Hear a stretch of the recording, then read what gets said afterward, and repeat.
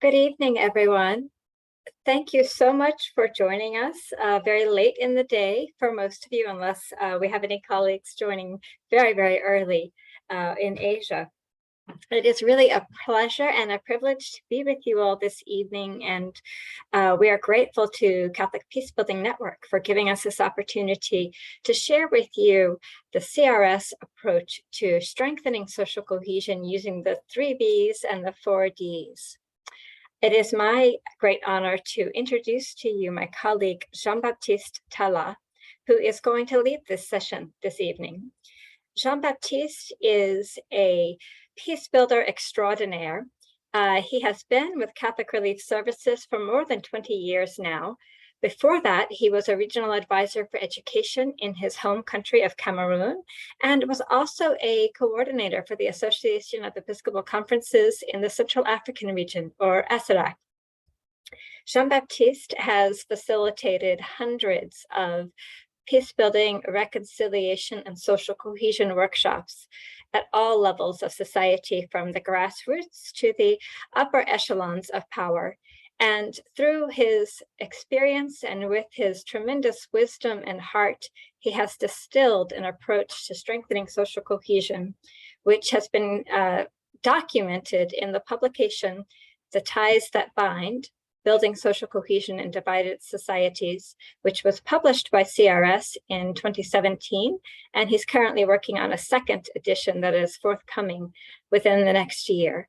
Jean-Baptiste is also the author of other case studies, other documents, and another tool that he developed as part of the 3B40 approach called the Social Cohesion Barometer. You'll get a small taste of that this evening. Fair warning, we will be asking you to participate in an interactive poll using Mentimeter. So keep your phone or another web browser handy for that portion of the session. But now, without any further ado, I'll turn it over to Jean-Baptiste Talla to walk us through this approach and this methodology. Jean-Baptiste, over to you. Thank you very much, Nell. Thank everybody who accept to participate to this evening workshop. I know it's late, and coming here is an expression of the commitment you have for peace building. Thank you very much to be there. Just allow me 1 second to share with you my screen.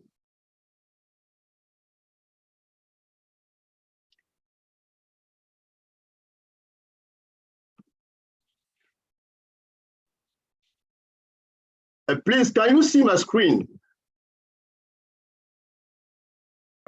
Yes, we can. Okay, thank you very much. And thanks everybody who decided to join us this afternoon.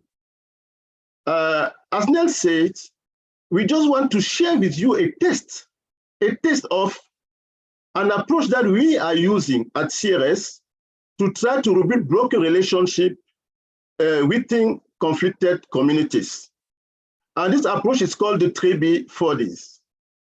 And just to introduce this approach, this morning, when we attended the opening session, plenary, and during the plenary, I came out with a lot of hope.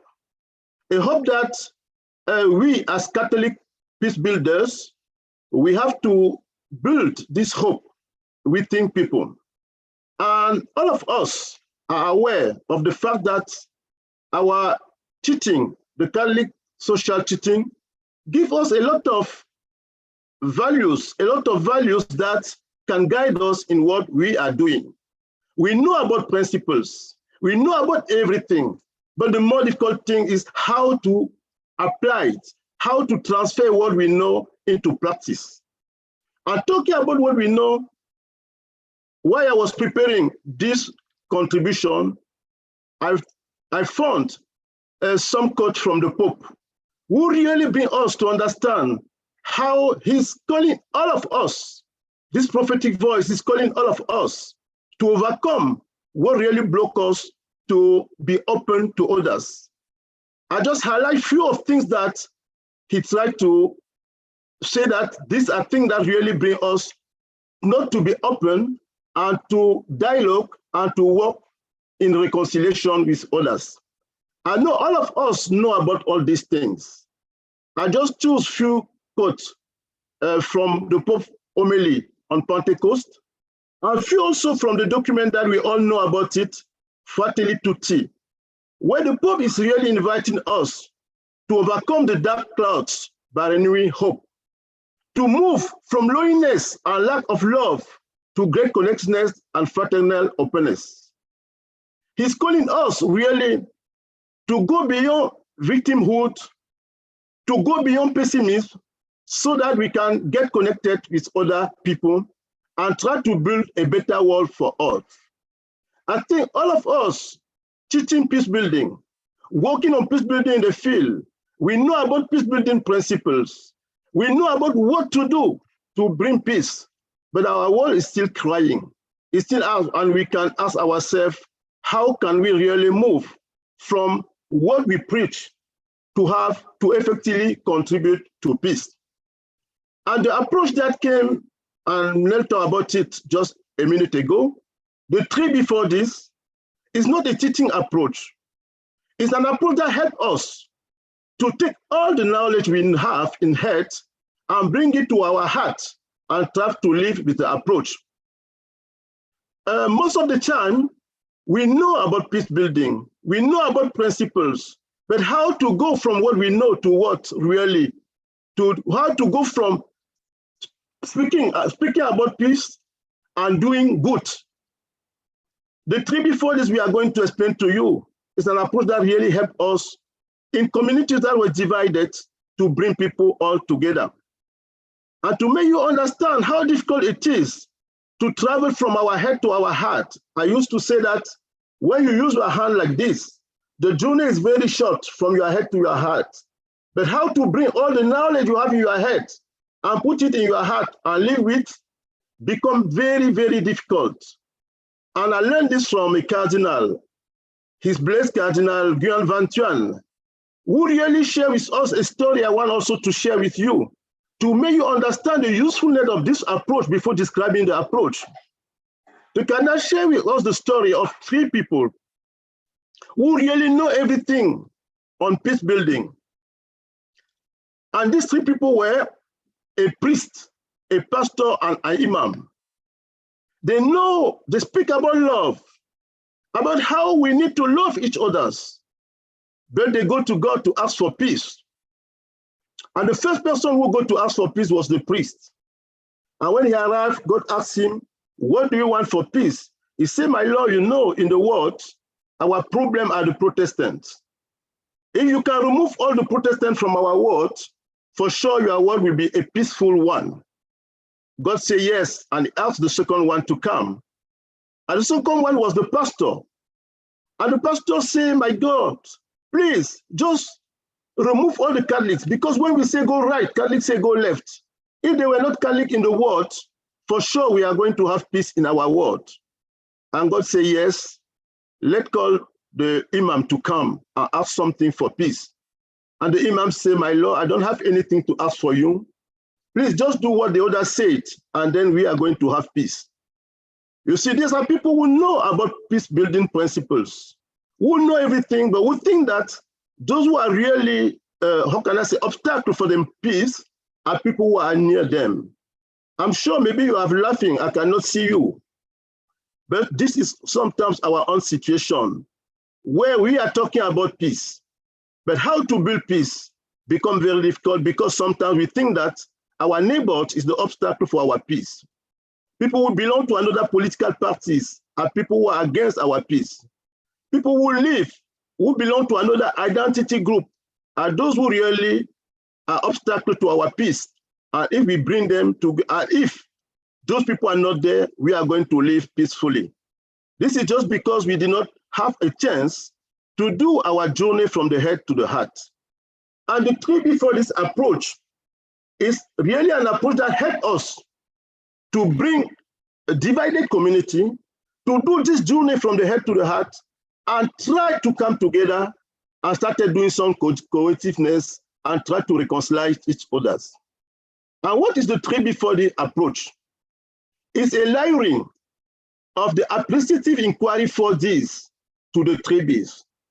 I know you may have heard about the appreciative inquiry, but you may remember that one of the key principles in the appreciative inquiry is that human relationships prosper where there is a positive view. Sorry, we are not yet here. We are still here, please, sorry. So one of the key things is that human relationships prosper where there is a positive view.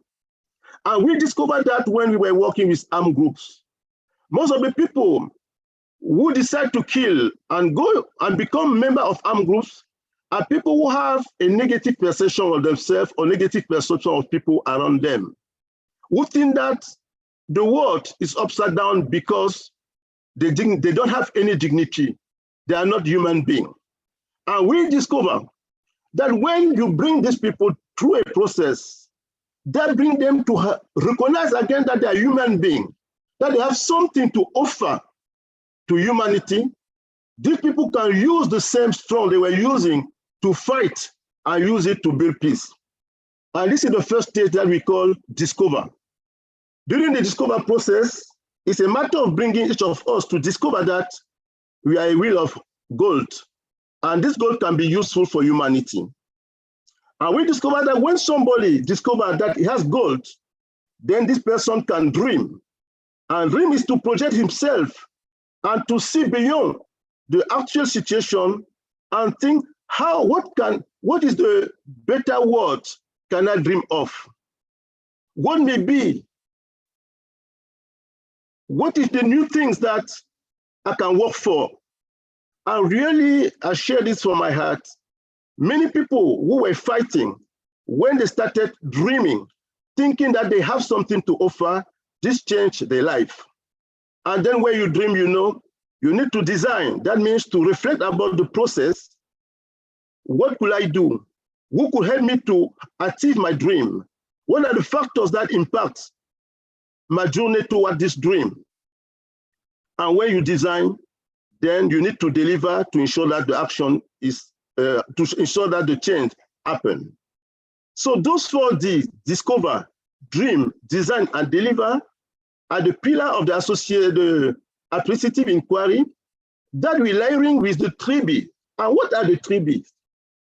The 3Bs stand for binding, bonding, and breeding.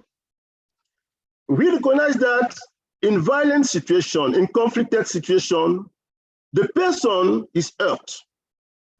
The person is hurt and individual need to be rebuilt. They have gone through traumatized situation that sometimes dehumanize them and bring them not to believe as human beings. There is a need to do a work at the personal level. And this transformation at the personal level, we call it binding. And when people have this transformation at the personal level, then we try to focus on single identity groups. People belong to various groups. How can we bring them to transform the way they view other people, even the way they view themselves, and then the way they view other people?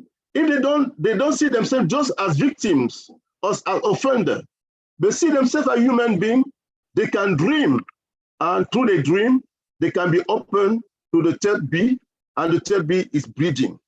And breeding is where we brought together people from different communities who come now to try to see what they can do together to agree on what we call connector projects, or things that they can achieve all together to ensure that they are working toward peace.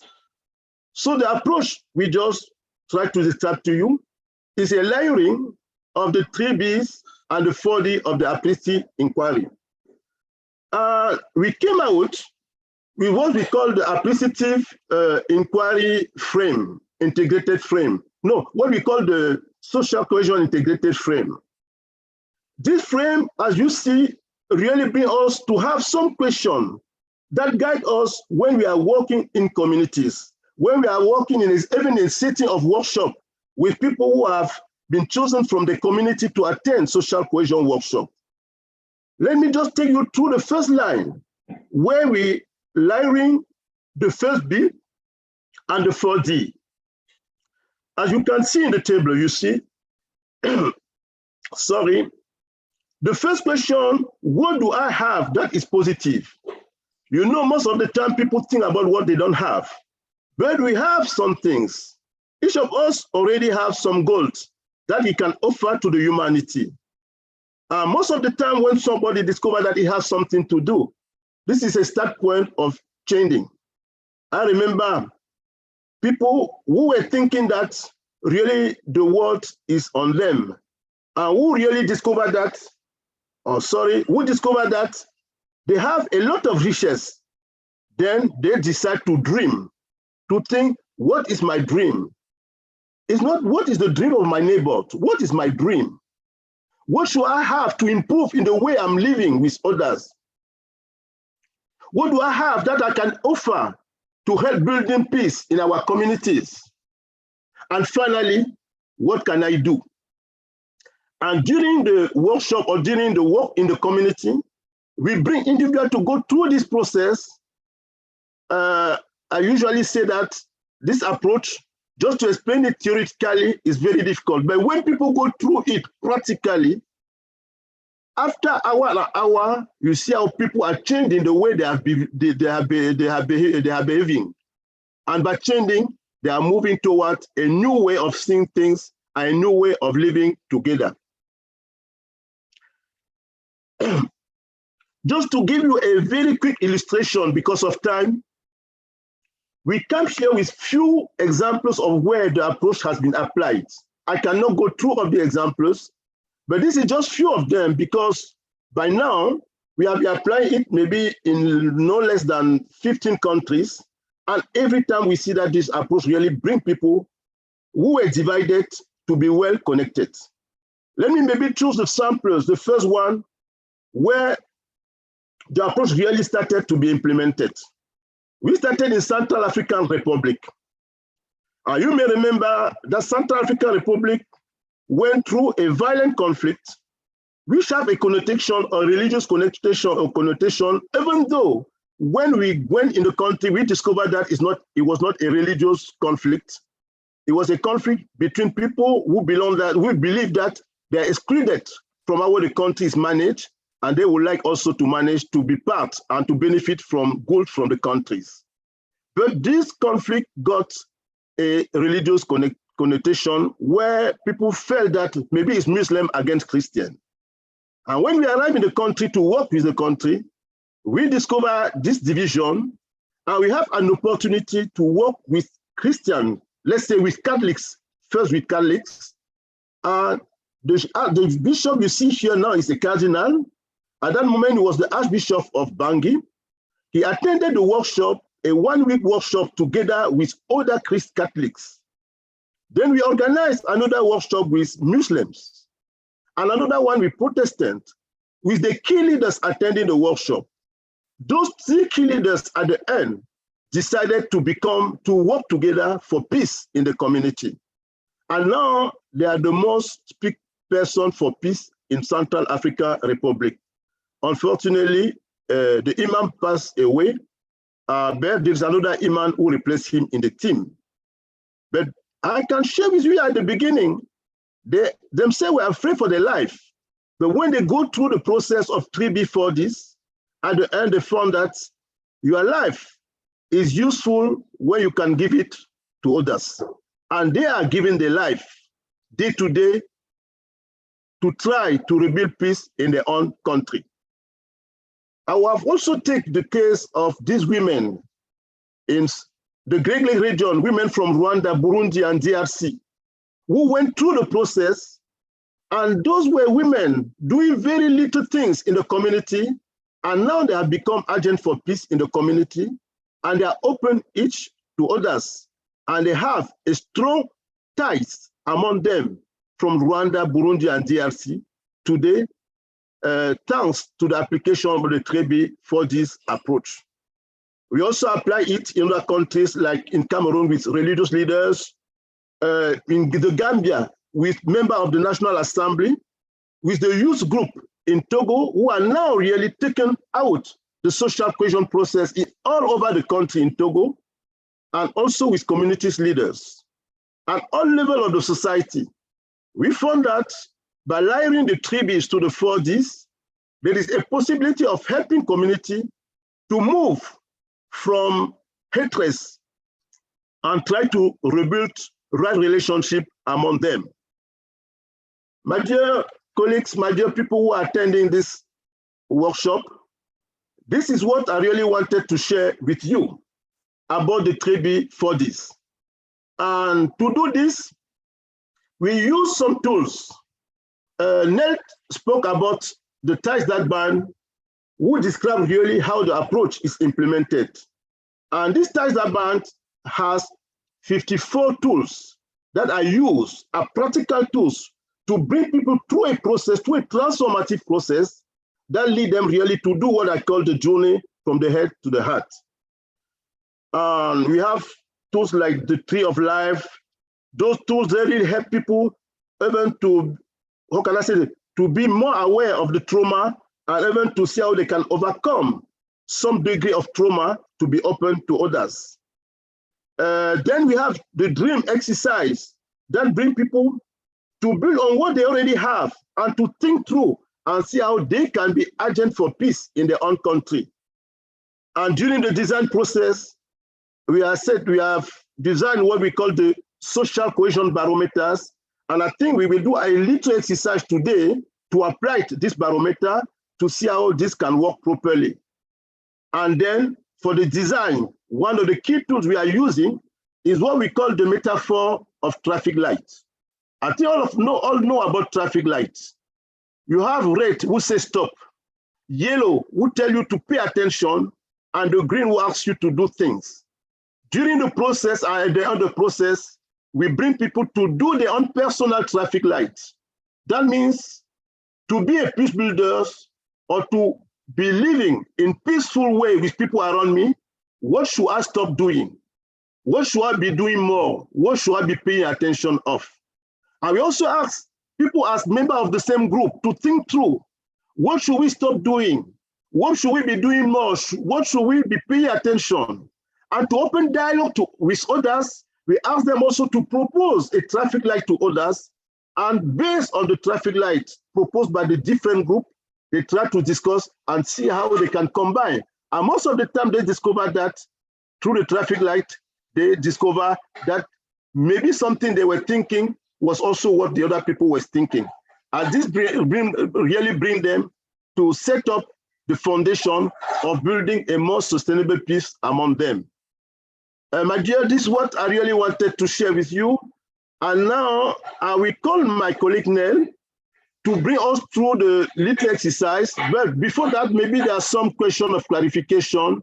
Nell, over to you if there are questions. Thank you, Jean-Baptiste. I do not see any questions in the chat so far, so I think we can continue. Oh, thank you, Nell. If there are no questions, please, you are free to put your question in the chat. But what we want to do now, and maybe I will ask Nell to share with us her screen, and then she will take us through an exercise. And this exercise is about the barometers, just to bring us to see how during the process, we try to assess people's perception of social cohesion in the community. And to do this, I think she will also introduce us to, hey, Nell, you are already there? Thank you. So, my dear, please, just to bring us to participate, I want you to think that we are all members of the same society, even though we are from all around the world, and try to respond really from where you are. I have strong social ties across diverse groups in my community. And let me just let everyone know, I put into the chat box a link. If you click on that link or you copy and paste that link into a new browser window, that will take you to this poll. And you'll be able to give your inputs into this poll and you'll see them reflected on the screen. If for whatever reason the link doesn't work, you can also go to www.menti.com.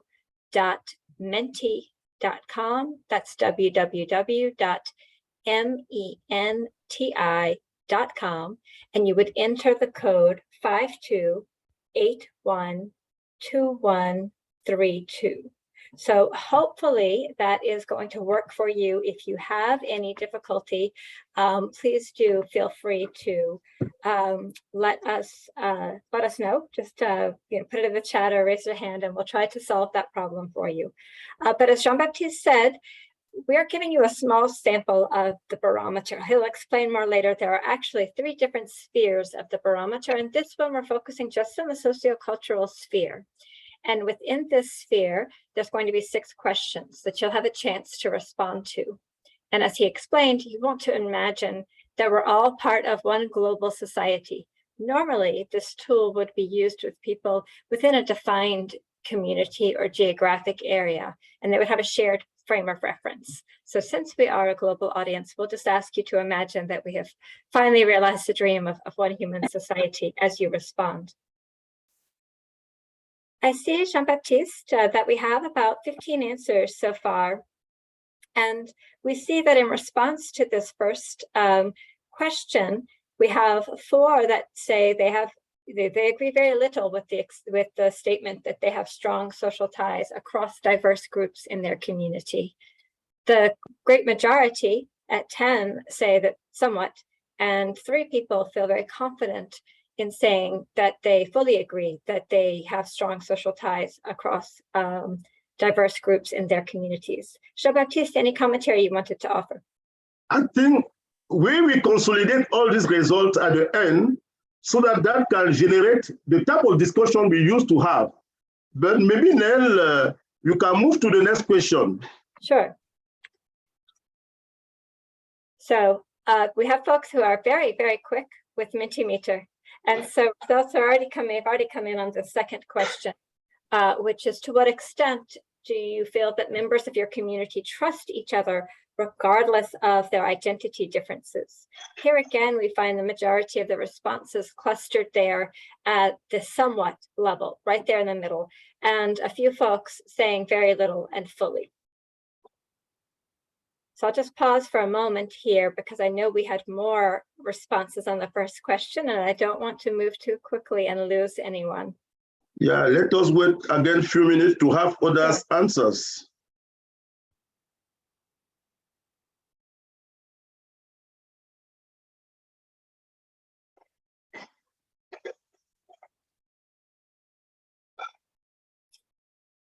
Okay. I'm not seeing the numbers change here, but again, we have 4 at very little, 8 at somewhat, and 2 at fully. And So, Jean-Baptiste, where are the other 3 people who answered the first we haven't time? lost anyone. My dear, if you are hesitating, maybe choose, I don't know.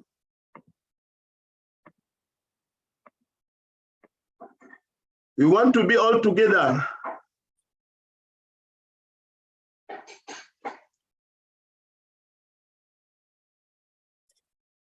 Okay, Nell, what we will be doing at the end, we can consider that we are 17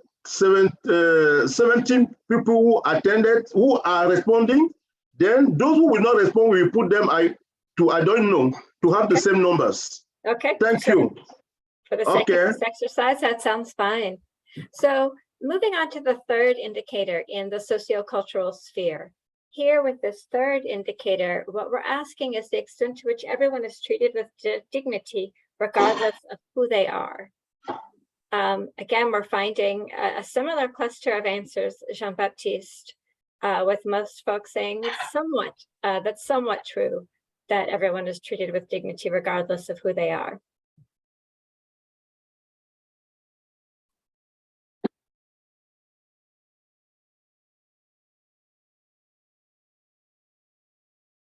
And this one, we got up to 15 people. Yes. Even 16, very good. So yeah, a couple more answers on either end, 3 each on very little and fully. So far, we haven't had anyone say that any of these statements, they don't agree at all, or to no extent is this the case. Some do feel that it is very little, some fully, and some somewhat.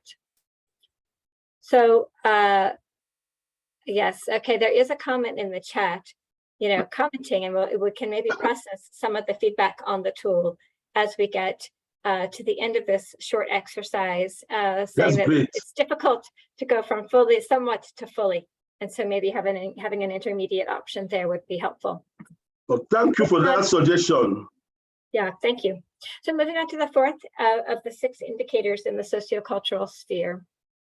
To what extent do people belonging to different identity groups accept and tolerate one another? So we'll pause a moment here in case anyone else wants to add in on this indicator. And we did see that. Okay. Jean-Baptiste, I'm going to move on now to the 5th indicator in the sociocultural sphere, which is the extent to which there are formal and informal opportunities in the community where people can connect and interact across different identities. Now here, we have a different pattern than we did in the other indicators, where we had 5 people saying there's very few of such opportunities, 11 people saying somewhat, and only one person agreeing that it is fully the case. And then finally, our last indicator, indicator 6 in the sociocultural sphere, my community has the capacity to peacefully manage social problems. And here we have our first not at all answer. We have 1 person there, 4 saying very little, 11 at somewhat, and 1 fully. And so this is just a small taste of the barometer indicators. There are 2 other spheres, but for the sake of this exercise and this time, we're not going to go through all of them. What we're going to do is I'm going to turn it back over to you, Jean-Baptiste, if you're ready, to talk about how we would use these results in a social cohesion strengthening workshop. Okay, thank you, Nell. Now, let us go back to my screen, please. Right. Nell, can you see my screen? You'll have to reshare your screen, Jean-Baptiste, I believe. Oh, sorry, I have to reshare my screen. Just a minute, please.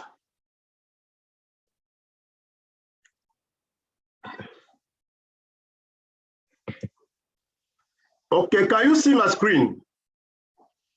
Yes, we do. Thank you very much. You can see that when you were responding, what I was doing, I was taking note on your I was taking the data that we collect. And with the data now, we have these Excel tables, which is already set. That helps us to enter the data and to have a graphic that shows us how people are feeling in the society. And let me just enter very quickly the data that came from our discussion. And this will not take more than 2 minutes. Here we have 4, 8, 2. Because we are 17, I suppose that there are 3 people who do not respond. That means to have the same number, we can put them in a way they don't know. And then we have 3, 10, 3. That means it's 16. We have 1 person in the level of I don't know. And here we have 3, 9, 3. That means we have 2 people with I don't know. Here we have 5, 11, and 1. We are all together here. And the last one, we have 1, 4, 11, and 1. And now you can see that when we were speaking, we have this graphic that was generated, and that really is what we will be discussing during the workshop. This is what, sorry, what is happening? The graphic was there, I don't know.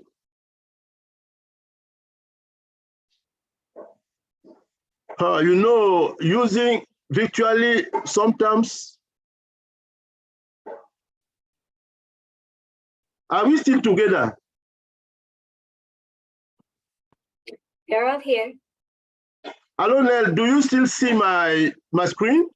We're seeing your screen. We're seeing your Zoom window. We're no longer seeing the Excel. Uh-oh. Please, I hope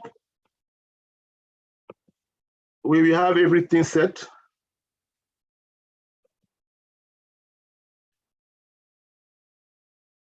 Oh, the Excel chart was so nice. But there's something that came in, but I don't know how to remove this thing. It's there, it's there. I'll open it.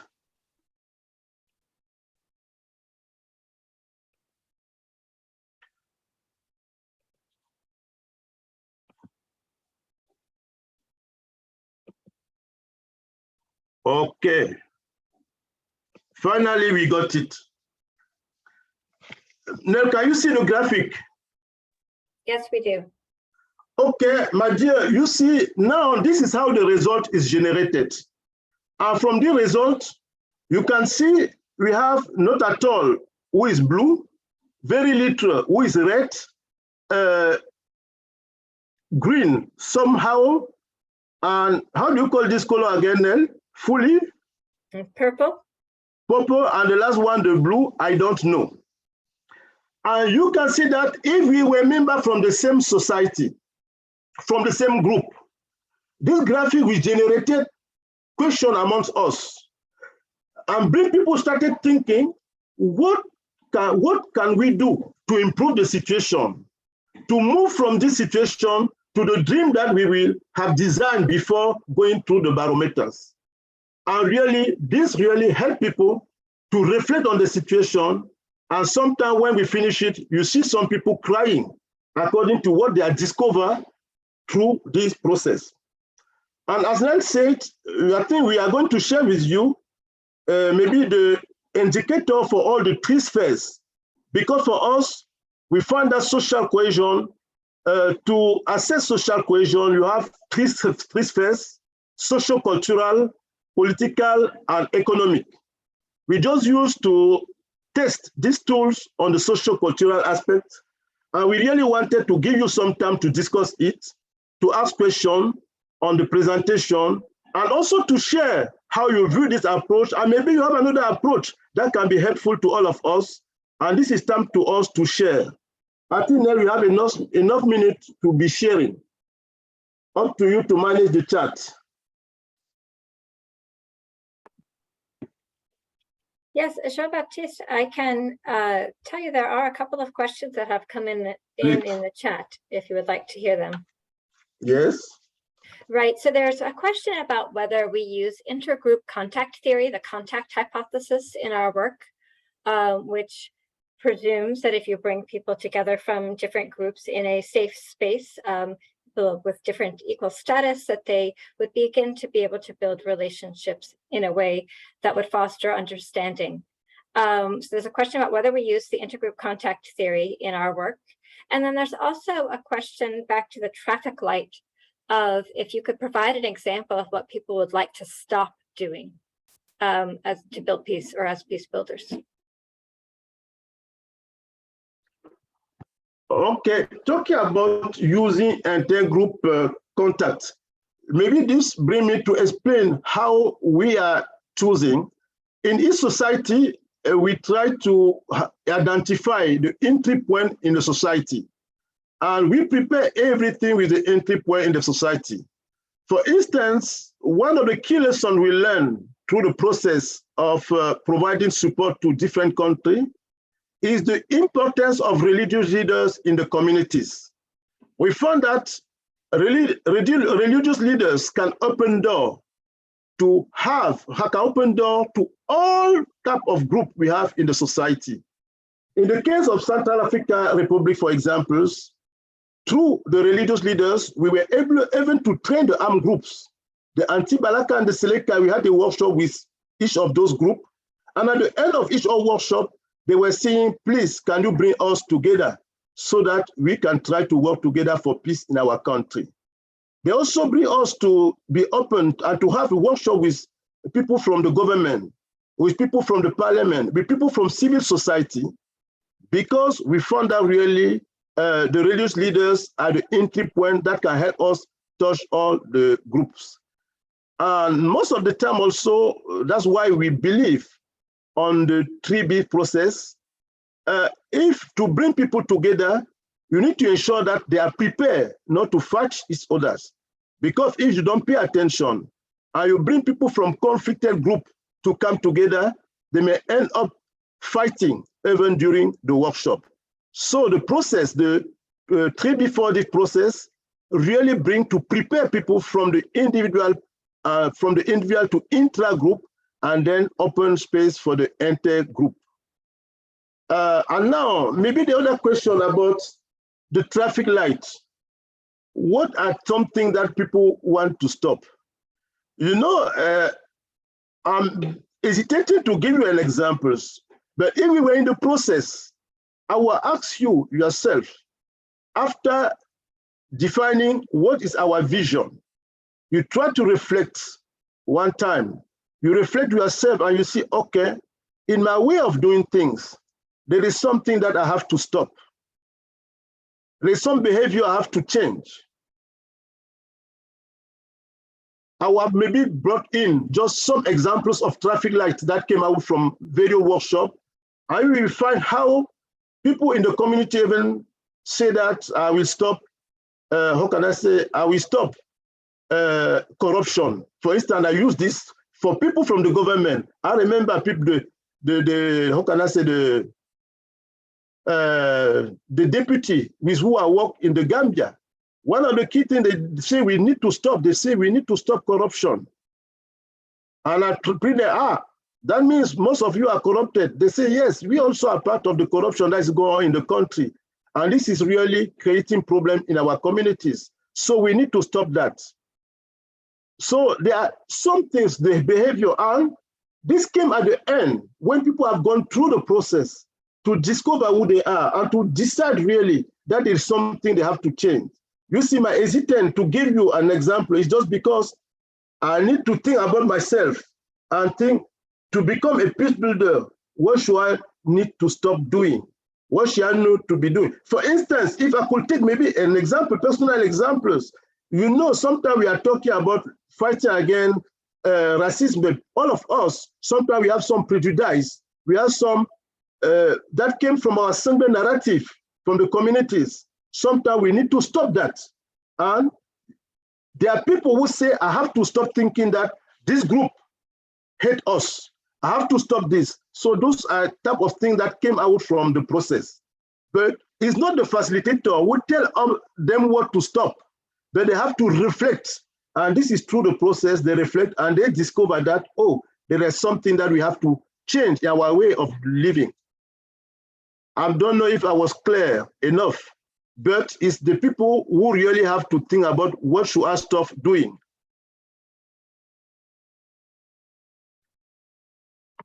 Nell, any other comment? Yes, there are a few, and I would also invite the participants in this session. Certainly, if you would like to ask your question, come off mute and ask your question, that is also very welcome. In the meantime, while you're thinking about doing that, there are two more questions, Jean-Baptiste. One is whether we do Peace Connector projects as part of bridging, and maybe you can speak to that. And then there's also, you mentioned the work with religious leaders as an instrumental and influential group. There's a question about whether you've worked with religious leaders who have lost the confidence of their communities. Great. Yes, I think the question regarding the connector project, I think connector project is part of things that really bring people to go beyond the divided line and try to implement something together. We found that this is really powerful to rebuild broken relationships between people in the community. Maybe to make you understand properly, you know, let me again go back to the sample of Central African Republic. After the workshop we did with the Seleka and the Anti-Balaka, there is someone from Anti-Balaka who decided to become a peace builders. And he came to me and he said, I'm going to work for peace. And when we came back later, this guy has worked with the imam to rebuild the mosque that they has destroyed. And we pay a visit to that mosque where they were rebuilding. I remember the person from UN with whom we were together asked him, are you the one who destroyed this mosque? He responded, you know, I was not there at the moment they destroyed it, but it's my people who destroyed it.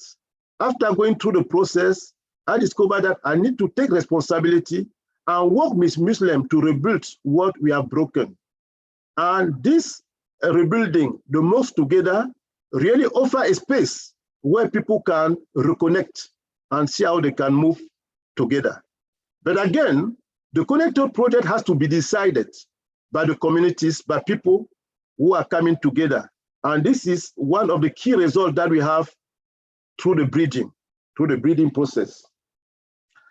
And now talking about religious leaders who are lost confidence. Yes, in some places, that is the case because as they're also human beings, they also sometimes have their own bias. But I can assure you, I think this is mostly in Africa, I don't know about other places around the world, but especially in Africa, the religious leaders, I can say, are still the people in who most of the people believe that they can really bring the change. Even though they recognize that they also have their own insufficiency. Sometimes they also have their own partisan way. But one of the principles that we also came out with is that religious leaders, to become peace builders, they also need to overcome their own barriers. They also need to overcome what we call their own prejudice from the dogma they are having to see others as people who are opposed to them. And in most of our communities, you have few religious leaders who have done that journey already and who are really people, how can I say, people to which communities are going to ask for advice when they are in a situation, a difficult situation. you may see that many peace processes, especially in Africa, you will see that when they want someone who at least seems to be neutral and who can work for this, usually they go to religious leaders to bring them in. But I can also share with you that most of the time, when you see a bishop speaking, behind the bishop there is a team of lay people who really advise him, who try to prepare him to play the role he has, because just become religious leader don't give you all the knowledge. But because we are in one church, other religious people can support what the bishop are doing, can help them doing properly what they are doing. So that's what I can tell you. Yes, in some places, you may have some religious leaders who also are part of the division, but in our society, we continue to believe in religious leaders. But this is not just Christian and Muslim, but also to traditional religious leaders. Thank you, Jean-Baptiste. At this point, we don't see any other questions in the chat, but more are welcome, as is unmuting yourself or raising your hand and asking your question. I tried to unmute myself before, but I couldn't, so I'm glad to see that it is possible now. This is Andrea Bartoli. I was curious about this way of presenting data that in many contexts seems to me a little artificial. We belong to probably, there are 34 people in the workshop and 16 responded. But the reference point of what a community is so diffuse in this context, obviously, right? So if you are anywhere around the world, I think that the first issue will be even just what are you referring to when you speak about the community that you are referring to? No, you are totally right. You know, what we wanted, it was just to test the approach and to show you how this approach can be applied. You are totally right. This was really artificial, what we are doing here now, just to show you that, just to, as Nell was saying, to have a test of the approach. But in the community, there is a need to explain to people. And I can even tell you that we even applied in a community where people do not speak either French or English. And in the manual that we described, in the manual, we describe how we can also use the same approach, even with people who are not, how can I say, we say who are illiterate, but people who do not speak French or English, the language we are using. There is a way of using it, but as you are saying, people need to understand, but they understand all this through the process. Because here we just jump to the exercise, but we will have gone through how to bring people step by step to do the transformation. And then it's when they have the vision, where they want to reach. And through the vision also, they have discussed about the factors that can help them to achieve this vision. Then we say, okay, let us see where we do stand. What is the gap between our vision and where we do stand? And that's where we apply the barometers.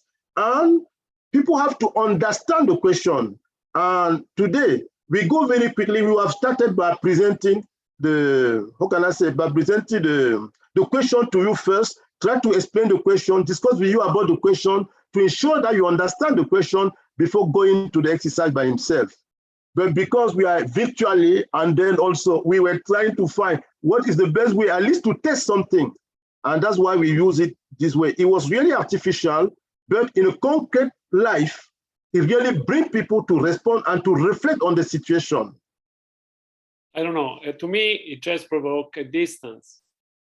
I think that you're right that language is very important. And I would suggest that if you ever connect with the community, you let them speak the language they prefer rather than imposing French or English. Of course.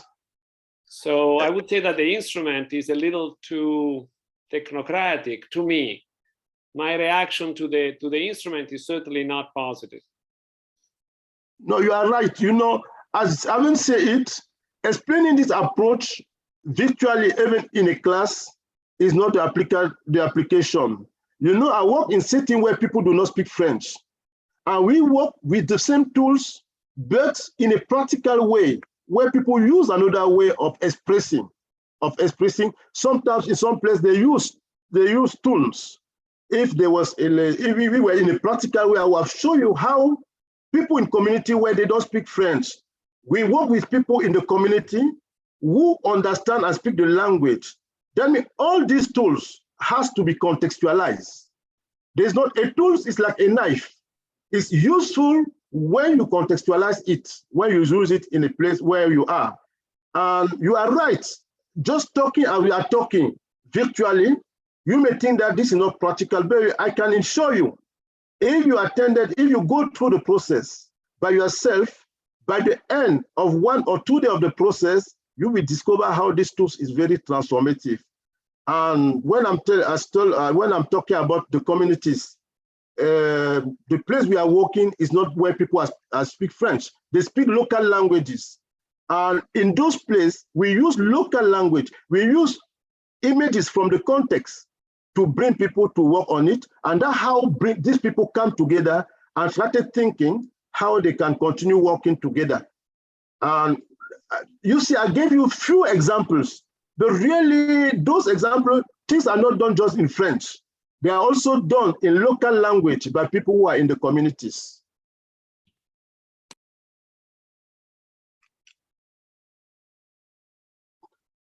Thank you. Maybe there are other people who want to speak, but really, I don't know, maybe we can reconnect and we can share with you the tools, and then you will see, even in the manual, the description of the tools, how this can be applied in a setting where people do not speak French or English or Spanish, where people use their own language and the images from the context to apply the tools. Did you want to move forward to a slide? I can certainly put some links in the chat. Okay, there is another question in the chat, Nell. I was saying I could put some links into the chat as you continue in our Okay. last 5 minutes.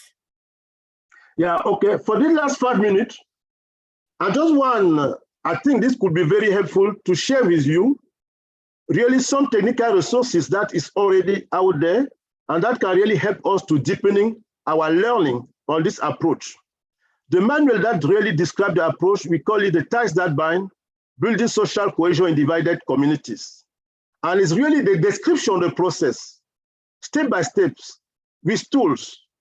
This first edition, we have the tools in a link, but now the second edition that we are preparing and that will be coming out very soon, we integrate the tools in the manual so that people can immediately use the tools. And you have the link to this manual. But practical example also, we wrote together with colleagues, we wrote some case studies on interreligious action for peace, where the 3 before this approach was applied in various communities. And you can also access that document.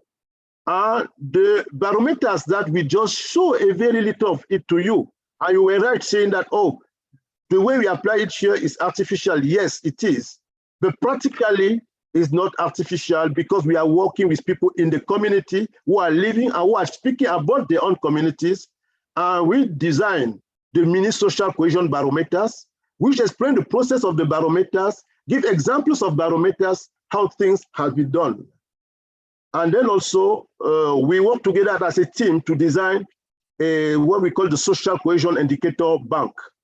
This is sort of bank that sort of the indicators that can help us to when we are designing a social cohesion project or when we want to assess if we are doing some progress in the way we are working for social cohesion. So this was the last slide I really wanted to share with you to say that there are some tools and there are even more tools that we are in the process of developing. And really, I don't know how to translate the feeling I'm having to have been applying this approach and really witness that people at the personal, at the community level have done some change just because they have gone through this process to all of you who are working for peace. But we are there, we are open. If there are other questions, you can still reach out to us. As Nell told you, we are working with Catholic Relief Service. We are a member of the CPN, and really, really glad that you were a number of people attending. I hope together we can make the change in our communities. Nell, back to you. Thank you so much, Jean-Baptiste. Thank you to everyone who has participated this evening. And I think I would just conclude by drawing out one last comment that came in the chat box, saying that when there's division, I've seen that a new framework helps people in conflict to think outside the current mindset of conflict.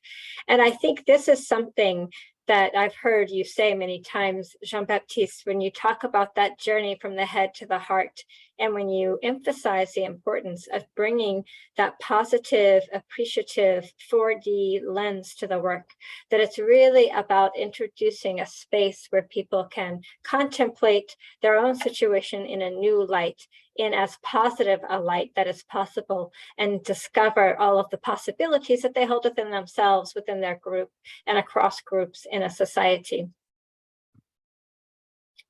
So with that, I want to thank you so much for sharing this evening. Thank you everyone for joining, and please don't hesitate to be in touch with us if you'd like to learn more.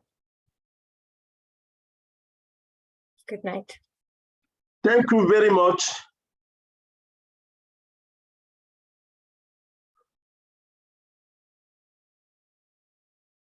Oof.